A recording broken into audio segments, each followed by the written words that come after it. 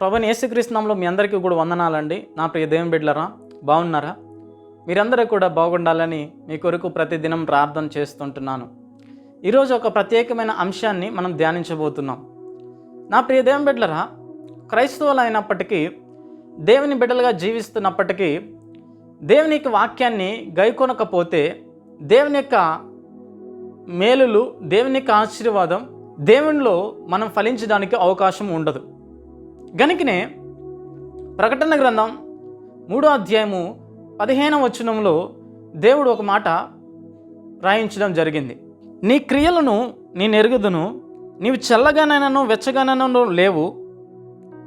నీవు చల్లగానైనను వెచ్చగానైనను ఉండిన మేలు, నీవు వెచ్చగానైనను చల్లగానైనను ఉండక నిలువెచ్చగా ఉన్నావు గనుక నేను నిన్ను నా నోటి నుండి ఉమ్మివేయ ఉద్దేశించుచున్నాను అని దేవుడు చెప్తూ ఉన్నాడు. నా ప్రియదేవం బిడ్డలరా, చాలామంది మన స్థితిని దేవుడు తెలుసుకోడు అని అనుకుంటారు. కానీ తన స్వరక్తం ఇచ్చిన తన బిడ్డల్ని, వాళ్ళ యొక్క స్థితిని, వాళ్ళ యొక్క పరిస్థితిని, వాళ్ళ యొక్క అడుగుజాడల్ని, వాళ్ళ యొక్క ఆలోచనలను, వాళ్ళ యొక్క క్రియలను, వాళ్ళ యొక్క తలంపులను, వాళ్ళ యొక్క మార్గములను దేవుడు కనిపెడుతూ ఉంటాడు. ఆ కనిపెట్టుటలోనే దేవుడికి కనబడుతున్న అనేక మంది జీవితాల్లో పరిస్థితిని ఈరోజు దేవుడు మాట్లాడుతూ ఉన్నాడు.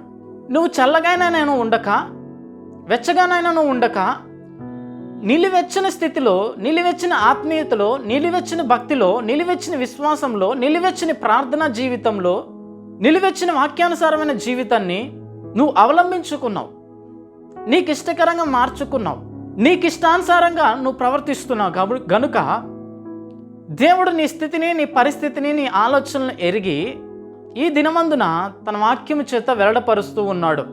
మన స్థితిని చూసినప్పుడు ఇంత హెచ్చరికతో కూడిన మాటను ఎందుకు చెప్తున్నాడు అంటే, ఉమ్ము వేయ ఉద్దేశించుచున్నాను అని దేవుడు ఖండితంగా ప్రకటిస్తున్నాడంటే, మన స్థితి, మన పరిస్థితి దేవుడు ఎంతగా గమనించి హెచ్చరిస్తున్నాడో ఒక్కసారి మనం పరిశీలన చేసుకోవాలి.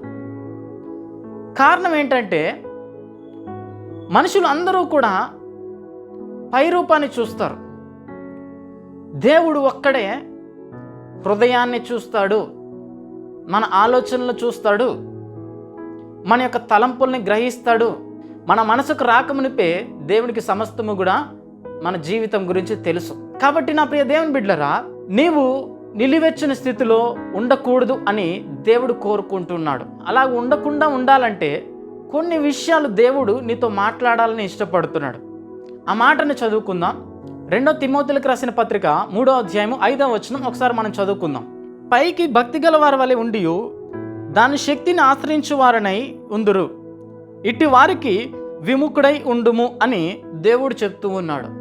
పైకి భక్తి గల వారి వలె ఉంటారు, దేవుని శక్తిని ఆశ్రయింపని వారై ఉన్నారు. కనుక అటు వారికి నువ్వు దూరంగా ఉండుము. ప్రాణం కంటే ఎక్కువగా ప్రేమించిన దేవుడు హెచ్చరికను కూడా చేస్తాడు. ఎందుకంటే ఆయన మనల్ని ప్రేమిస్తున్నాడు, ఆయన మనల్ని నడిపిస్తున్నాడు, ఆయన మనల్ని పోషిస్తున్నాడు. కనుక పైన భక్తి కలిగిన వారు ఇసుక మీద ఇల్లు కట్టిన వారితో సమానము. స్థిరమైన భక్తి కలిగిన వారు బండ మీద ఇల్లు కట్టిన వారితో సమానము.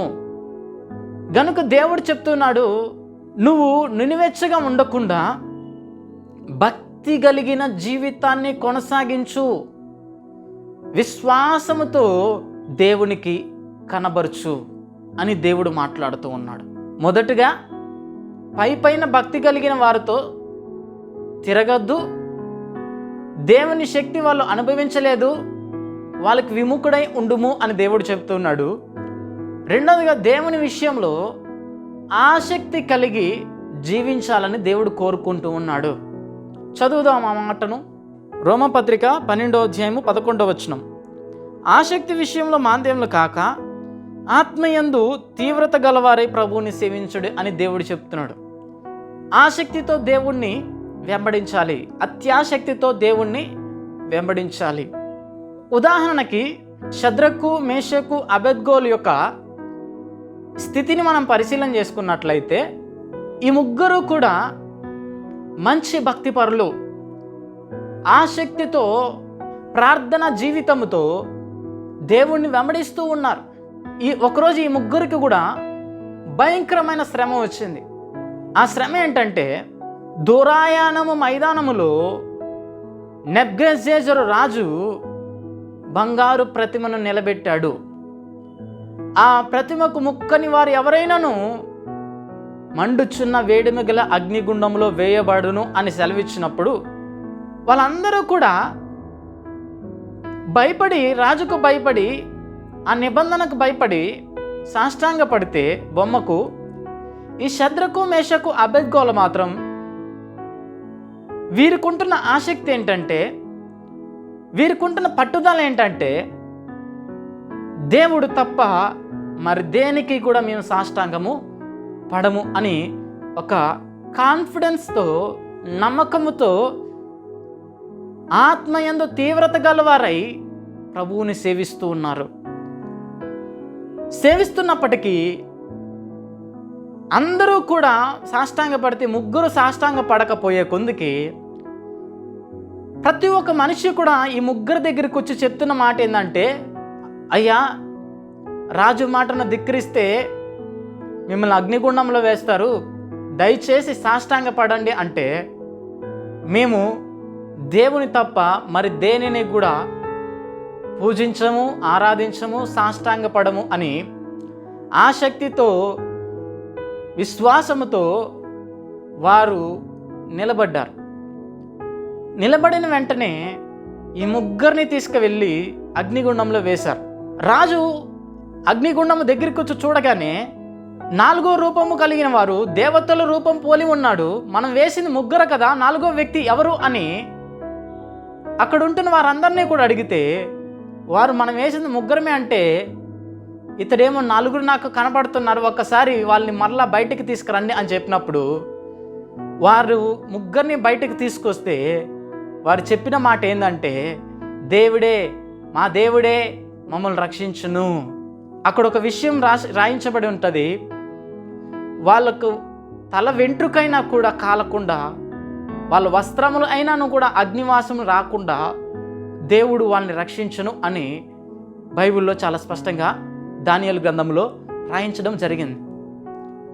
కారణం ఏంటంటే, నా ప్రియ దేవుని బిడ్డలారా, మనము భక్తిలో కొనసాగితేనే దేవుని యొక్క కార్యాలు అనుభవించగలము, పొందుకోగలము, దేవునికి సాక్షిగా జీవించగలము.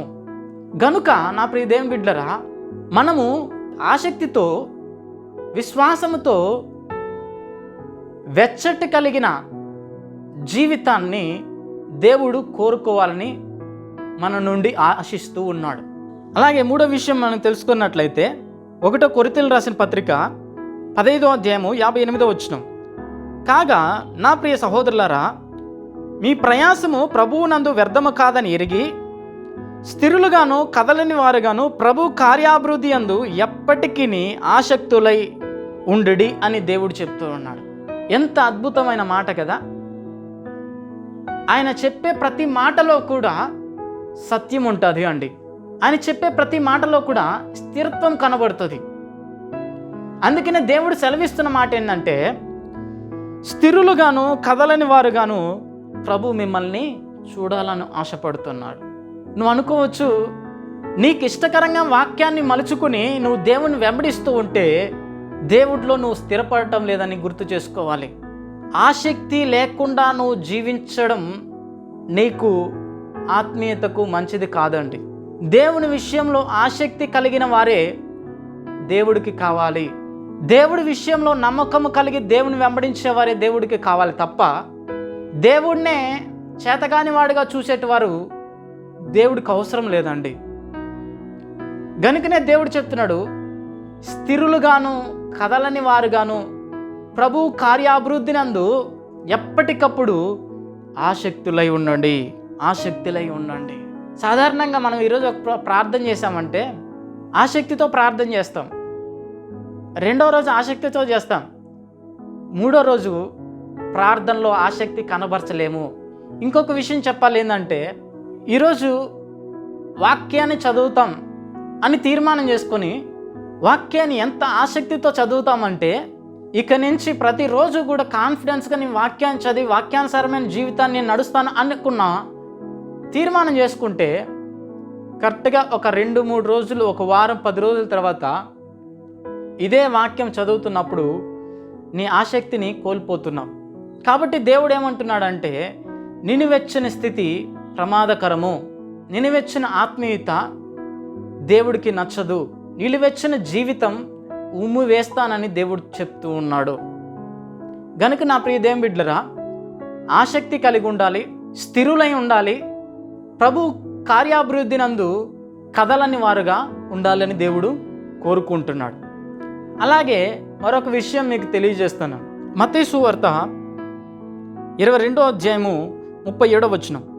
అందుకైన నీ పూర్ణ హృదయముతోనూ, నీ పూర్ణ ఆత్మతోనూ, నీ పూర్ణ మనసుతోనూ నీ దేవుడిని యెహోవాను ప్రేమింపవాలన్నదే అని చెప్తూ ఉన్నాడు.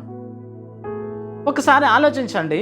చాలా సందర్భాల్లో ఈ మాట రాయబడించడానికి ముఖ్య కారణం ఏంటంటే, నీ హృదయంలో దేవుణ్ణి ప్రేమించాలని దేవుడు కోరుకుంటున్నాడు. లోకాన్నంతటినీ ప్రేమించి దేవుణ్ణి నేను ప్రేమిస్తున్నాను అంటే, నువ్వు దేవుని దృష్టిలో నామకార్థ భక్తితో జీవిస్తున్నావు, నిలువెచ్చని స్థితిని, జీవితాన్ని కొనసాగిస్తున్నావు. గనుక దేవుడు చెప్తున్న మాట ఏంటంటే, నీ పూర్ణ మనసుతో, నీ పూర్ణ ఆత్మతో, నీ పూర్ణ హృదయముతో నీ దేవుణ్ణి ప్రేమించు. దేవుణ్ణి ప్రేమిస్తే దేవుడు మన జీవితాల్లో మనం ఆశించిన దానికంటే గొప్ప కార్యాలు దేవుడు చేస్తాడు. మనము లోకాన్ని ఆశించి, లోకంని వెంబడించి, లోకంలో ఉంటున్న పాపాన్ని చూస్తూ, పాపాన్ని అనుభవిస్తూ, పాపాన్ని వెంబడిస్తూ, లోకంలో మన ఇష్టానుసారమైన జీవితాన్ని జీవిస్తూ, దేవుని పక్షంన నువ్వు నిలబడకుండా, దేవునిలో నువ్వు స్థిరపడకుండా, దేవుని యొక్క ఆత్మీయతలో నువ్వు పట్టుదల లేకుండా నీ యొక్క జీవితాన్ని పాడు చేసుకోవద్దు అని దేవుడు సెలవిస్తూ ఉన్నాడు. దేవుణ్ణి ప్రేమిస్తే అన్నిటినీ కూడా దేవుడు మన జీవితంలో తన సమయానికి ఖచ్చితంగా కార్యాలు చేస్తాడు. అందుకే ప్రసంగి గ్రంథం 3వ అధ్యాయం 1వ వచనంలో ఉంటుంది, ప్రతి దానికి సమయము కలదు, ఆకాశము కింద ప్రతి ప్రయత్నముని కూడా సమయము కలదు అని. దేవుడికి తెలుసు కదా నీ జీవితంలో ఎప్పుడు ఏదో అవసరమో. దేవుడికి తెలుసు కదా నిన్ను ఎప్పుడు, ఎక్కడ, ఏ రీతిగా ఆశీర్వదించాలనో. దేవుడికి తెలుసు కదా నీ జీవితం పట్ల దేవుని యొక్క ప్రణాళిక ఏ రీతిగా ఉందో. ఇవన్నీ దేవుడికి తెలిసినప్పుడు ఈరోజు నీ సొంత ఆలోచనలు కలిగి, సొంత నడవడికతో, సొంత ఉద్దేశముతో ఎంతకాలం లోకంలో పడి నీ ఆత్మీయతను పతనావస్థకి తెచ్చుకుంటావు? ఒకసారి పరిశీలన చేసుకో. నీ హృదయంలో క్రీస్తును తప్ప దేన్ని ఆరాధించినా, ఎవరిని ఆరాధించినా అది ఖచ్చితంగా నామకార్థ భక్తితో సమానము, నిలువెచ్చని జీవితముతో సమానము. గనుక నీ హృదయముతో, పూర్ణ ఆత్మతో, పూర్ణ శక్తితో, పూర్ణ బలముతో దేవుణ్ణి ప్రేమించాలి. ప్రకటన గ్రంథం 3వ అధ్యాయము 17వ వచనం. నీవు దౌర్భాగ్యుడువు, దిక్కుమాలిన వాడును, దరిద్రుడువు, గుడ్డివాడును, దిగంబరుడువై ఉన్నావని ఎరుగక, నేను ధనవంతుని, ధన అభివృద్ధి చేసుకొని ఉన్నానని, నాకేమి కొదవ కాలేదని చెప్పుకొనుచున్నావు. నీవు ధన అభివృద్ధి చేసి కొనినట్లు అగ్నిలో పుటమ వేయబడిన బంగారమును దిశమేళలు సిగ్గు కనబడినట్లు ధరించుకొనుటకు తెల్లని వస్త్రములను నీ దృష్టికి కలుగునట్లు నీ కన్నులకు కాటుగా నా యొద్ద కొనమని నీకు బుద్ధి చెప్పుచు అన్నానని దేవుడు చెప్తూ ఉన్నాడు. ఈరోజు ఈ వాక్యాన్ని వింటున్న నీవు నిన్ను నీవుగా హెచ్చించుకునే తనము నీకుంటే, నిన్ను నీవుగా దేవుని యొక్క వాక్యాన్ని వక్రించుకునే ఆలోచన నీకున్నట్లయితే మార్చుకోవాల్సిందిగా మనం చేస్తూ ఉంటున్నాం. అందుకనే ఒక పరిశ్రయుడు చూడండి, దేవాలయంలోకి వచ్చి ఏ రీతిగా ప్రార్థన చేసి తన్ను తానుగా హెచ్చించుకున్నాడో. లూకా సువార్త 18వ అధ్యాయము 11వ వచనం.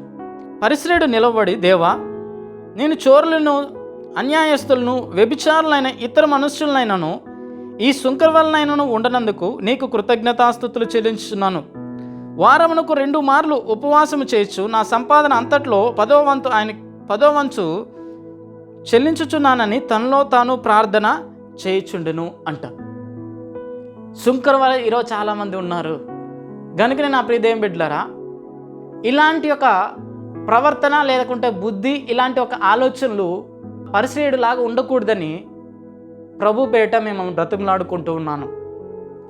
అదేంటంటే ప్రభు దృష్టికి మనల్ని ఎప్పుడూ తగ్గించుకుని ఆయన బలిష్టమైన చేతుల కింద దీన మనసుకులై పరిశుద్ధతోనూ యథార్థతోనూ నమ్మకముతోనూ క్రీస్తుని మనం వెంబడించినట్లయితే, అనుసరించి నడుచుకున్నట్లయితే, దేవుని పనిలో ఆసక్తిని కనబరిచి దేవునికి నమ్మకంగా జీవించినట్లయితే, ఒకవేళ దేవుడు నిన్ను క్షమించి నిన్ను మరలా తన కనికరము చొప్పున నీ జీవితంలో మేలు చేస్తాడు. గనుకనే ఈ వాక్యాన్ని నువ్వు గైకొన్నట్లయితే ఇక నుంచైనా నీ ప్రవర్తన మార్చుకొని నిలువెచ్చని స్థితిలో నుంచి వెచ్చని స్థితిలోకి నువ్వు మార్చబడి ప్రభువుకి ఇష్టకరంగా జీవించాలన్నదే ఈ వాక్యం యొక్క సారాంశం. ఇక నుంచైనా నీ స్థితిని, నీ పరిస్థితిని, ఆలోచనను, నీ హృదయంలో ఉంటున్న గర్వానికి చోటు లేకుండా ప్రభువు యొక్క నామం పేరిట దీన మనసు కలిగి క్రీస్తుని వెంబడించు. ప్రభువు కొరకు మండేటటువంటి ఆత్మీయతను కొనసాగించు. ఈ మాటలు దేవుడు దీవించును గాక. ఆమేన్.